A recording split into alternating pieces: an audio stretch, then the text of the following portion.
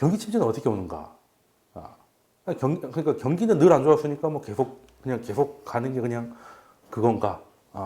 근데 그거하고 침체는 좀 다른데, 그래서 제가 제목을 하나 뽑은 거는 최근의 경기 침체는요, 사실 연준의 결심이 달렸다라고 봐도 과언은 아닙니다. 그러니까 여기서 잘못 해석하면 연준이 그냥 주식 투자에서 엿먹이려고 침체를 하느냐, 그게 아니라 이제 연준이 판단을 하는 게 오히려 지금은 더 중요하다는 거예요. 그래서 그 왜 서브프라임 터지고 나서 뭐 여러 가지 이제 책이나 다큐멘터리 이런 거에서 자주 나왔던 게 그 엘리자베스 여왕, 그 이제 영국 여왕이죠. 그래서 이제 금융위기가 터지고 몇 달 후에 영국에서 최고 잘 나가는 이제 경영대, 런던 경정대에 가가지고 이제 이렇게 그냥 방문해가지고 좀 들었는데, 아우 엄청나게 똑똑하신 분들이 많은 거예요. 그래서 이제 여왕이 뭐라고 물었냐면, 이렇게 훌륭한 경제학자가 많은데 왜 경제 위기를 예측하지 못했나? 라고 물어봤거든요. 그래서 이제 그 한 학자가 뭐라고 했는지 아십니까? 여왕님 경제학은 망했습니다. 뭐 이런 얘기를 실제로 한 적도 있었는데, 이게 또 약간 느낌이 약간 그 박근혜 때 왜 구명조끼가 있는데 왜 구조가 안 됐냐 뭐 이런 거하고는 조금 다른 거예요. 이거는 가서 보니까 정말 대단한 사람들이 많은 거야. 그러니까 이렇게 똑똑한 사람들이 많은데 왜 예측이 안 됐을까라고 정말 순수하게 물어본 거예요. 그리고 경제학, 특히 주류 경제학을 공격할 때 이 에피소드를 정말 많이 얘기합니다. 뭐 그렇게 하면 뭐하나 예측도 못할 거. 그러니까 경제 무용론 이렇게 빠지게 되는 거죠. 근데 경제학자들이 과연 무용할까? 무용할까? 이게 얼마 전에 이제 다 알고 있는 얘기인데 굳이 이제 누가 언급을 해가지고 이 연준 의원이나 뭐 부의장 이런 사람들 다 어르신들이잖아요. 우리말로 이제 꼰대라고 하기도 하고 좀 이게 나이가 좀 많습니다. 근데 나이가 많으면 이제 경험치도 많고 지혜롭긴 하겠지만, 나이 많은 사람들 특히 이제 직장 생활 하다 보면 고객보다 더 힘든 게 상사다 이런 얘기 많이 하잖아요. 그러니까 현장에서 떨어져 있으니까 옛날 얘기만 한다는 거죠. 그게 이제 그 관료나 이런 조직의 가장 큰 문제가 그거잖아요. 저희만 해도 이제 뭐 그 영업 현장에서 뛰는 사람들은 현장에서 이제 굴러 먹으니까 그래도 체감적으로 느끼는 게 있는데, 현장에서 벗어나서 이제 그 책상에만 앉아 있는 사람들은 자기 젊을 때 이야기를 많이 하고, 그 콘데가 그 원래는 프랑스 말에서 나온 건 아시죠? 그게 뭐냐면 이제 백작 뭐 이게 그 콩데라고 해가지고 이제 프랑스 말로 백작이라는 뜻이에요. 근데 이제 그게 이제 일제시대 때, 우리 조선 사람이 일본한테 잘하면 이제 뭐 그냥 백작 자의를 준대. 그래서 콘데 됐는데, 이제 그래서 꼰대짓 한다는 말이 그렇게 시작됐다는 게 이제 주장이긴 한데, 근데 꼰대라고 하면 그거죠. 이제 자기 경험에 갇혀가죠. 내 때는 말이야. 뭐 이게 이제 상징이잖아요. 근데 그러면 연준에 있는 사람도 그렇잖아요. 지금 나이가 다 70 넘어가지고 지금 다 사진 보시면 이 양반이야 젊지만, 이게 이제 이제 의원이 되는 사람들, 그리고 파월 보세요. 1년 만에 얼마나 폭삭 늙었잖아요. 폭삭 늙었잖아요. 그러니까 나이가 많아요. 그러니까 정시 출근하는 것만 해도 대박인 사람들인데, 그런 사람들이 열심히 공부할 때는 적어도 한 80년대, 뭐 90년대였을 텐데, 그럼 옛날 얘기해가지고 또 그 꼰대짓 해가지고 뭐 경기 박살내고 이런 거 아니냐 생각을 의심할 수 있잖아요. 연준도 그걸 알고 있습니다. 그래서 어떻게 하냐면, 연준이란 조직이 좀 재밌는 조직인데 미국의 특징이 조금 있어요. 그러니까 정보들이 막 올라옵니다. 그러니까 FOMC를 하면 금리를 올리던 낮추던 그냥 이제 회의록에 보면 막 이 얘기도 하고 저 얘기도 하는데, 특이한 경우를 제외하고는 대부분 만장일치로 끝을 내요. 금리 동결의 만장일치 뭐 이런 식으로. 근데 그 첫 번째 이유가 뭐 9명인데 5대4 이렇게 되면 어떻게 될지 모르니까 시장에 불안감을 준다는 것도 있고, 두 번째가 이제 해석을 보는데, 이건 해석의 문제고 제공된 정보에 대해서는 믿음이 있으니까 이 데이터가 이렇다면, 팩트가 이렇다면 이렇게 가는 게 맞다. 그런데 나는 그런 생각도 있어. 소수 의견으로 내지만 결론은 이제 만장일치로 많이 하는데, 그럼 연준은 어떻게 제공을 받느냐?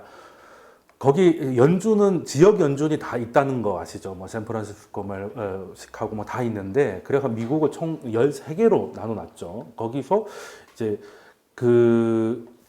자기가 해당하고 있는 지역에 대해서 특히 이제 좀 젊고 좀 이제 머리가 비상한 친구들을 연준이 섭외를 해가지고 이제 누군지 말을 안 해요. 그러니까 뭐 CIA 조직도 아닌 것이 누구라고는 얘기 절대 안 합니다. 근데 연준이 고용을 해가지고 데이터를 받아요. 그 사람들의 데이터를 받아가지고 상부에 그 연준에 올립니다. 그걸 이제 틸북이라고 하거든요. 틸북이라고 하는데 그거는 공개되지 않습니다. 공개되진 않는데 그렇다고 또 미국은 또 알 권리가 있기 때문에 미국은 탑시크리트도 뭐 20, 30년 지나면 오픈되잖아요. 그래서 틸북은 5년 지나서 오픈이 됩니다. 그래서 틸북의 존재는 다 알고 있었는데 이 사람이 샌프란시스코 연준 경제부의 이코노미스트인데 파스칼 폴이라고 해가지고 얼마 전에 CNBC 나와가지고 뭐 이런저런 얘기를 하다가 잘 알려지지는 않지만 소위 말하는 제아의 교수나 아니면 이제 새로이 뜨는 그러니까 머리가 쌩쌩한 이제 좀 유명해지면 또 나이가 좀 드니까 그런 사람들을 고용해서 틸북을 작성해서 보고를 하고 있다라는 걸 이제 확인해. 근데 이건 뭐 다 알고 있는 얘기예요. 문제는 이제 틸북이 5년 동안은 공개가 안 됐는데 그러면 2013년까지는 공개가 돼 있거든요. 1980년부터 2013년까지 틸북이 있는데 그걸 지금 와서 보니까 100%다 맞췄다는 거예요. 경기 상황을. 그러니까 틸북이 그냥 저것만 어떻게 해킹하면 저것만 어떻게 하면은 이제 돈 버는 건 크게 어려운 게 없을 텐데 이런 생각이 좀 드는데요. 그러면 여기서 좀 의문이 드는 게요. 그러면 연준은 어쨌든 연준의 할아버지 할머니들은 다 보고 있다는 뜻이잖아요. 실시간으로. 그러면 그 내용을 설명하진 않지만 FOMC 성명서에 암호식으로 녹여 놓는단 말이에요.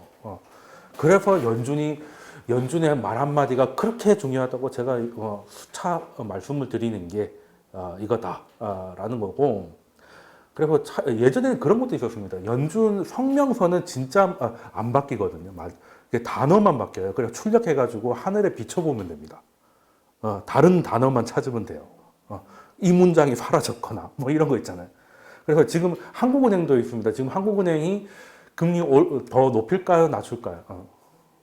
제정신이면 더 높이겠다는 얘기 안 하겠지. 이제 미국도 돌아섰는데.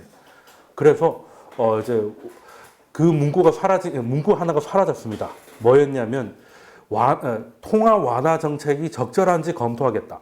이 말이 빠졌어요. 그 말은 뭐예요? 완화하겠다는 거죠. 최소한 인상은 안 간다. 제가 말씀드렸잖아요. 1.75가 한동안 마지막이 될 거라고. 아무튼 그래서 연준이 그렇게 중요한데 그러면 여기서 그래서 FOMC에 나오는 성명서나 그들의 전망이 굉장히 중요하다는 건 뭐 여러 번 말씀드렸고, 근데 여기서 의문 하나 드는 게 연준은 그러면 경기의 상황을 정확히 알고 있었음에도 불구하고 왜 2001년 닷컴 버블이나 2008년 그 서브프라임을 막지 못했나? 이거거든요. 그러니까 이게 이제 핵심이에요. 근데 경기 침체라는 게 연준이라는 것도 지금 와서 보면 연준은 모든 상황을 통제할 수는 없어요. 아무리 뭐 음모론 이렇게 해도 세상 모든 걸 특히 돈 문제는 이해관계자가 너무 많기 때문에 이거를 연준이 신이 아닌 이상 이거 모든 걸 통제할 수는 없어요. 그러나 적어도 현재 상황에 대해서는 가장 잘 알고 있는 건 맞는 것 같다는 거죠. 그게 이제 비록 5년 지난 거긴 하지만 틸북을 놓고 봤을 때 경기 침체라고 하면 2분기 연속 마이너스 성장을 하면 경기 침체라고 보는데 그걸 정확하게 맞추거든요. 자, 그러면 이거 경기 침체로 가는 거를 이제 보고만 있었다는 말인가가 되는 건데, 자, 그러면 경기 침체라는 게 일단은 경제학을 공부할 때 71년부터 하라. 시간이 많으면 71년, 시간이 완전 많으면 1776년부터 국부론 나올 때부터요. 그리고 이제 보통은 시간이 없으실 테니까 2008년부터 배우시면 됩니다. 그리고 뭐 백악기 뭐 이런 거 주라기 뭐 이런 식으로 넘어가면 되는데, 일단 지금 현재 경제 체질, 그러니까 지금은 근본이제가 아니죠. 그리고 근본이제가 공식적으로 아니게 된 게 71년, 정확히는 76년 이제 킹스턴 체제인데, 어쨌든 71년부터 봤을 때 71년부터 이제 금태환을 닉슨이 거부하면서 닉슨 쇼크가 시작됐고, 지금 현재의 그 각국의 환율에 존재하는 지금 이제 달러 본위제 세상이 열린 게 그때니까 그때부터 보면 경기 침체가 몇 번 있었나. 뭐 우리나라로 설명드리면 경기 침체는 지금 이제 건국 이래로 계속되는 것 같잖아요. 근데 그럴 수밖에 없는 게 그게 틀린 말이, 그게 맞는 말이에요. 왜? 뭐 전두환 그럴 때는 성장률이 두 자릿수였습니다. 근데 지금 2%잖아요. 경제 규모는 커지고 있지만 이제 성장률이 꺼지고 있으니까 그걸 뭐 경기 침체가 그 경기가 나빠진다는 거는 이제 늘 나오는 건 뭐 그럴 수밖에 없고 선진국일수록 원래 그렇잖아요. 원래 그런데 자 그러면 이걸 보겠습니다. 이게 보면 예전에 그러니까 2000년 이전의 경기 침체라는 거는 연준 입장에서도 그 통제할 수 없는 외부 요소였어요. 예전에 경기 침체가 왜 왔냐면, 그러니까 경기가 갑자기 좋아지는 것도 이상하지만, 경기가 갑자기 나빠지는 것도 신기한 일이잖아요. 그냥 어제가 오늘 같고 오늘이 내일 같아야 보통일 것 같은데, 왜 그런 일이 벌어지냐? 예전에는 제일 중요한 게 뭐였습니까? 산업을 할 때. 기름 아니겠어요? 기름이죠. 오일입니다. 근데 그때 당시만 하더라도 기름은 주로 어디서 납니까? 중동에서만 났죠. 그러면 중동에서 이러저러한 이유로 유가가 폭등하면 모든 산업에는 지금보다 높은 비중으로 원유가 들어갔어요. 지금은 이제 다른 에너지나 이런 것들이 좀 있지만 그때는 GDP가 1만 불 성장하기 위해선 들어가는 뭐 유가 뭐 이런 것들이 지금보다 2배 이상이었어요. 그렇기 때문에 이 말은 뭐냐면 자 중동에서 오일 쇼크가 1, 2차 탕탕 터집니다. 그리고 91년에 걸프전 터졌어요. 유가 폭발했습니다. 자, 그러면, 자, 경제는 어떻게 될까? 일단, 우리도 마찬가지지만 미국도 대부분 수입에서 쓰잖아요. 그러면 비용이 증가하죠. 비용 증가합니다. 그리고 유가 올라가면 뭐가 자극이 돼요? 물가 상승이 올라오죠. 그럼 물가가 빨리 올라가면 연준은 뭘 해야 됩니까? 금리를 올려야 되죠. 그러면 기업하는 사람 입장에서도 원가가 올라갔는데 대출 이자까지 올라가잖아요. 그러면 투자를 늘려야 돼요? 있는 사람 내보내야 돼요? 있는 사람도 내보내야지. 그러면 사람들이 일자리를 잃으니까 돈을 안 쓰죠. 기업들이 매출이 안 나와. 그러면 점점 이게 악순환되면서 이제 경기가 침체되는 거예요. 그렇게 되는 거였습니다. 그래서 가만 보면 이게 유가 상승률이거든요. 여기 회색이 미국 경제 침체인데 이게 2000년 전에는 똑같죠. 딱 맞아 떨어집니다. 한마디로 근데 그럴 수밖에 없는 게 원가 올라가고 그러니까 지금 제가 늘 이제 자주 얘기하는 5구 쌀 피자를 했는데 2010년에 피자 값도 아니 밀가루 값도 오르고 치즈 값도 올랐잖아요. 근데 최저임금도 올랐어. 그럼 어떻게 되겠습니까? 망하는 거잖아요. 예전에는 그런 구조였다는 겁니다. 근데 2000년이 지나서는 뭔가 좀 겹치던 것 같은데 예전같이 딱 떨어지진 않습니다. 특히 약간 다르죠. 약간 달라요. 특히 이때는 금융위기였으니까. 그리고 또 떨어졌다가 올라갈 때도 침체였습니다. 애매한 시기인데 이게 옆에 거 보면 힌트가 나옵니다. 그래서 예전에는 뭐 GDP가 1억 달러 성장하려면 이제 원유가 얼마 들어가는 건데 70년에는 뭐 1.06이었다가 지금 최근에는 0.34, 3분의 1로 떨어진 거예요. 그러니까 이 말은 뭐겠습니까? 유가의 변동성이 예전보다 충격이 3분의 1로 줄어들었다는 거죠. 그러면 또 유가도 유가지만 중동에서 전쟁이 터지면 두 개가 다 터지는 겁니다. 그죠? 그리고 오랜만에 오신 그 70년대 요때도 요때 그 침체였잖아요. 요때는 왜 터졌을까요? 요때 뭐 때문에? 베트남전 하다가 철수했잖아요. 근데 전쟁이라는 게 수요만 놓고 보면 전쟁만 한 게 없죠. 그냥 물량 때려박는 건 전쟁이 짱이잖아요. 그래서 그 베트남전 때문에 또 오랫동안 소모전이었잖아요. 소모전이었으면 얼마나 돈을 퍼부었겠습니까? 그러니까 이제 만들어만 놓으면 어떻게든 팔렸는데 이게 갑자기 끝나버렸어요. 이제 물건이 안 팔리는 거죠. 이제 공장에 답이 없는 겁니다. 그런데 이제 유가 올랐죠. 그래서 망하는 거죠. 경기 침체가 왔고. 그리고 90년 요때는 걸프전이 터졌는데 전쟁은 수요를 자극하긴 했지만 유가가 많이 올랐죠. 그때는. 그래서 이제 대부분 보면 미국이 어떻게 물론 걸프전은 미국이 결정하긴 했지만 경제 입장에서 보면 외부적 요인이었어. 근데 최근에는 좀 다르다는 거예요. 최근에는 어땠냐면 특히 이제 2001년이 재밌는데 이때가 이제 변곡점입니다. 변곡점. 2001년에 이제 닷컴 버블이 무너져가지고 붕괴가 이제 많이 됐고 그 이후로 이제 경제 체질이 참 많이 바뀌는데요. 그게 90년대 그러니까 지금이 1990년대랑 굉장히 닮았습니다.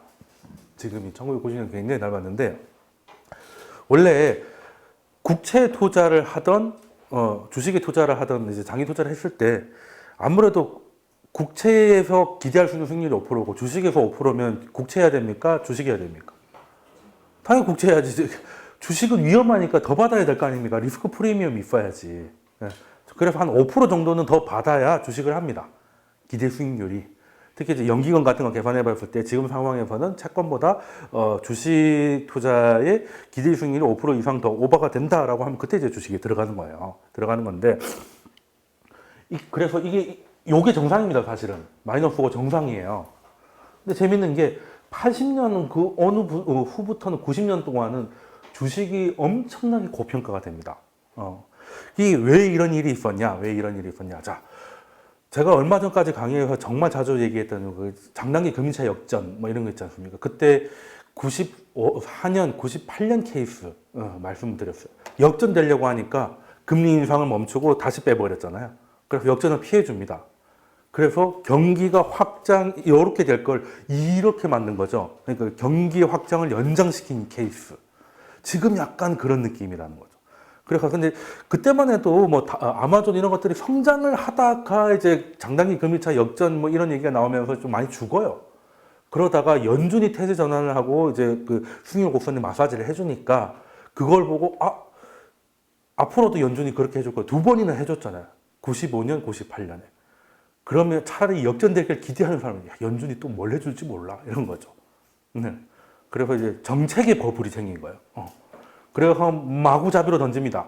그래서 너도 나도 그 이제 기업들이 시작이 되고 거기다 투자를 하자. 그러니까 채권보다는 주식의 답이 있었던 거고 이제 나스닥 이런 것들이 고평가가 되고 우리나라도 새로운 기술 아시죠? 새로운 데이터맨. 예. 그때는 이제 친구 집 가가 엿 먹이려면 국제 전화해라 이런 말이 있었잖아요. 그러니까 미국에 전화 한 몇 분 하면 막 엄청나게 나와가지고. 근데 새로운 데이터맨으로 이제 컴퓨터로 이제 인터넷 통화를 하면 이제 거의 무료가 돼가지고 1년에 2억 버는 회사가 시총이 2조가 되는 기적이 일어났던 어마어마한 회사입니다. 좋았던 회사인데 어디로 팔아야 되는지. 아무튼 그때 이제 나스닥 우리나라는 이제 코스닥 해가지고 이렇게 엄청난 프리미엄을 받았어요. 근데 문제는 개나 소나 투자를 받아가지고 다 뛰어드니까 쉽게 말하면 경쟁이 너무 치열하게 돈이 되겠어요? 돈이 안 되죠. 그래서 그 IT 기업들이 이제 영업 적자를 보기 시작합니다. 팍팍 꺾이기 시작해요. 그럴 때 연준이 이걸 보고 있었겠어요? 몰랐겠어요? 두 번은 봐줬잖아요. 두 번은. 어떻게 될지 이대로 뭐 죽일 수는 없어가지고 봐줬는데 이제는 회사들이 막말로 돈도 못 벌고 그죠? 근데 버블은 미친 듯이 꼈고 이 상황에서 또 그걸 해주면 또 봐주면 버블이 어디까지 갈지 모르잖아요. 그러면 끝내 그게 만약에 터지면 이제 우린 다 죽는다가 되는 거잖아요. 그래서 결심한 겁니다. 어떻게 보면 이번에는 떨고 가자. 그래서 다시 역전이 됐는데 연준이 안 움직여요. 그래 분위기가 갑자기 싸해지는 거죠. 싸해지는데 뭐 그 실적을 보니까 이제 뭐 마이너스로 엄청 치기 시작하는 거예요. 그래서 좋댔구나 이래가지고 이제 다 팔리는 거죠. 이렇게 된 거죠. 그렇게 한번 털고 나간 겁니다. 그랬던 건데요. 그래서 지금하고 닮았다는 거예요. 지금이 이제 수익률 곡선이 역전이 될 듯 말 듯 하다가 4년을 옆으로만 갔다가 했잖아요. 그게 지금 만약에 내년쯤에 연준이 금리를 한 번 더 인하한다거나 하면 약간 그런 분위기. 그래서 나스닥이 지금 더 강한 겁니다. 그때하고 똑같은 패턴이죠, 어떻게 보면. 약간 디테일은 좀 다를 수 있지만 그래서 역사가 똑같이 반복은 안 돼도 약간 패턴을 가진다는 게 여기서도 해서 그래서 제가 여러 번 강의해서 95년의 데자뷰가 아닐까. 그래서 지금 팔면 안 된다. 팔더라도 그때 더 가서 파는 거다. 라고 말씀드리는 것 중에 하나인데 자, 그럼 2008년에 뭐 2001년은 이제 기억도 잘 안 나요. 2008년이 너무 컸기 때문에 2008년 서브프라임은 연준은 그러면 뭐라고 있었느냐? 연준도 알고 있었어요.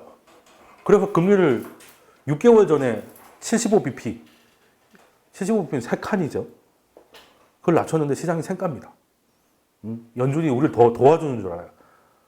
그 영화 베테랑에 보면 이제 경찰이 파티하고 있는데 경찰이 이제 총을 쏘니까 더 파티인 줄 알고 더 춤을 추잖아요. 약간 그런 분위기가 된 겁니다.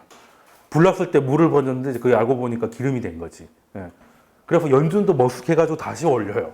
이거 아닌가? 했다가 이제 같이 다 죽는 뭐 이런 게 있었는데 그것도 날짜로 보면 우리는 그러니까 금융위기가 어떻게 터졌다고 알고 있어요. 일단은 기본 베이스가 서브프라임이라는 게 뭐 CDO 같은 뭐 신생 뭐 상품에 의해 가지고 이제 버블을 자극을 했고 그래서 뭐 이제 개나 소나 말 그대로 진짜 개나 소나 그 개도 집을 샀다는 거 빅쇼트에 보면 나오잖아요.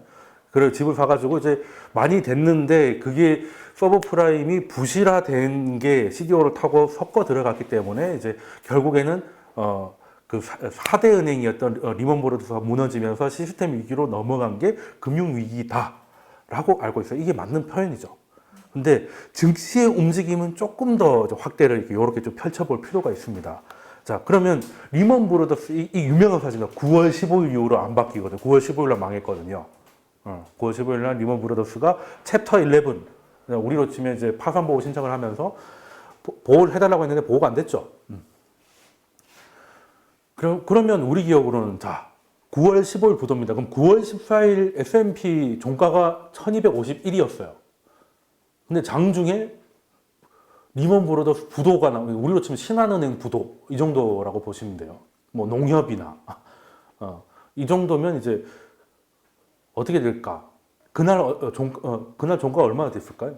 얼마 빠졌을 것 같아요? 별로 안 빠집니다. 별로 안 빠져요. 우리 갑자기 한 1시 20분에 이제 밥 먹고 졸고 있는데 갑자기 속보 떠가지고 농협 부도 이런 거 뜨면 어떻게 되겠습니까? 일단 길이 막힐 겁니다.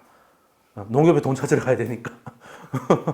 두 번째 코스피 뭐 그냥 뭐 서킷 브레이크니 뭐 걸릴 수 있는 거 다 걸리고 난리가 나겠죠. 그렇게 되면 이제 제일 걱정 많은 사람들 중에 하나가 뭐 이제 돈 빌려서 집 산 사람들은 좋아해야 되는지 슬퍼해야 되는지 약간 계산하고 있을 것 같고, 그죠? 뭐 아무튼 뭐 여러 개 있을 것 같은데 이게 그때도 그날 별로 안 움직입니다. 그 다음 날도 사람들이 이 뉴스를 몰랐을까요? 뉴스마다 이게 나왔는데 1, 2차 세계대전 때도 멀쩡했던 158년의 역사에 리먼 브러더스와 부도가 났습니다. 라고 첫 번째 꼭지에 나왔는데 S&P가 평소처럼 움직여요. 조금씩 빠집니다. 왜? 그 다음 뉴스가 그래서 재무부가 구제금융을 준비하고 있습니다. 라고 나왔거든요. 그게 탈포입니다. 그러니까, 뭐, 그냥 리먼 브러더스에서 뭐, 두먼 브러더스로 바뀌겠지, 뭐, 이렇게 바뀌는 거예요. 그러니까, 신한이 망했는데, 이제, 뭐, 농협에 인수돼가지고, 뭐, 아무 일도 없게 되는 뭐, 그런 건 줄 알고, 그냥 그 정책을 믿었던 거죠. 그래, 뭐, 정부가 나서던, 연준이 나서던 어떻게 해주겠지. 라고 했는데, 그래서 해주려면 이제 구제금융 법안이 통과가 돼야 되잖아요. 이제 공화당에서 이제 처음에 타프가 이제 처음에 만들어집니다. 근데 그게 9월 29일 날 하원에서 부결이 나요. 그때만 해도 부시고 상하원이 다 공화당이었고 8년간 공화당이었거든요. 그래서 민주당도 아니고 공화당이면 이건 100%다. 라고 했는데 그 부결이 나온 거예요. 부결이. 이제 그때부터 이제 미친 듯이 떨어지기 시작합니다. 그러니까 9월 15일 날 부도가 났고 부결이 9월 29일이거든요. 그러면 13영업일 동안 S&P는 3%밖에 안 빠져요. 그러니까 거의 별로 이 뉴스에 비해서는 빠진 것도 아닌 거죠. 근데 이제 그때부터 이제 한 달에 20몇 %씩 빠지기 시작한 건 요거 이제 날라갔을 때. 그러니까 여기서도 미국에서 판단을 한 겁니다. 서브프라임이고 장난 아닌 거는 연준도 알고 있었고 그 의회도 보고를 받고 있었어요. 근데 손을 못 쓰고 있었던 겁니다. 왜?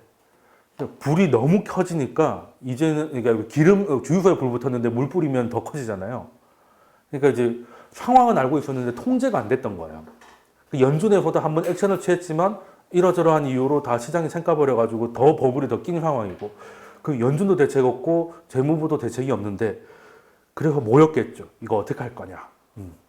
근데 만약에 역대급으로 지금 썩어 있는 건데 이거를 국민 세금으로 메워준다고 하면 서브프라임 버블은 버블도 아닐 것이다. 이해되십니까? 세금 털어가지고 할 테니까 그러면 안 그래도 지금 개나 소나 집 사는데 여기에서 정부가 뒤를 봐주면 이거 뭐 일하는 사람만 병신이고 다 그거 아니겠습니까? 미국도 이렇게 하면 정말 끝도 없다는 거죠. 그래서 이번에는 털고 가야겠다라고 마음을 먹었고 그래서 부결시켜버린 거예요. 시장이 그때부터 이제 믿었던 이제 미 정부가 이런 식으로 나오니까 금융시장은 알고 있었죠. 지금 이거 완전 거품이라는 거. 그래도 왜 퐁퐁이 더 뒤에 있을 거니까 괜찮았다고 생각했는데 그걸 안 풀겠다고 해버리니 그때부터 급락을 시작했고 나중에 그때 한 달 만에 20몇 프로 더 추가로 빠지거든요. 그때 이제 민주당 주도로 탑법이 다시 나와가지고 이제 재무부가 8천억 달러, 연준이 7천억 달러 뭐 이런 식으로 해가지고 구제금융이 나오지만 한참 후에나 바닥을 찍습니다. 왜? 사실 알고 보면 버블은 서브프라임도 있었지만 서브프라임이 터져도 막아줄 거라는 기대감이 있었다는 거예요. 근데 그 기대감이 꺾이니까 서브프라임이 딱 터졌던 당일보다 그 이후에 더 많이 빠졌다는 거거든요.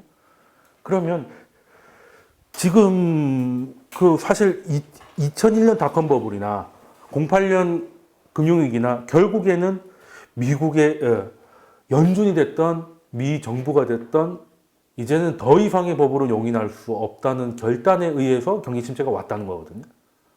한마디로 이거 그런 거 많이 영화에 보면 그런 거 있죠. 어디 못에 찔렸어요.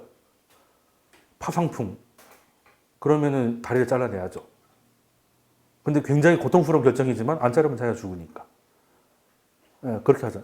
그래서 차라리 지금 한번 앓고 말자는 거. 더 가면 그때는 뭐 양자가 나 할아버지가 나와도 안 될 거니까 여기서 끊고 갑시다가 되는 거야. 그게 2001년 나스닥이었고 08년 서브프라임이었다는 겁니다.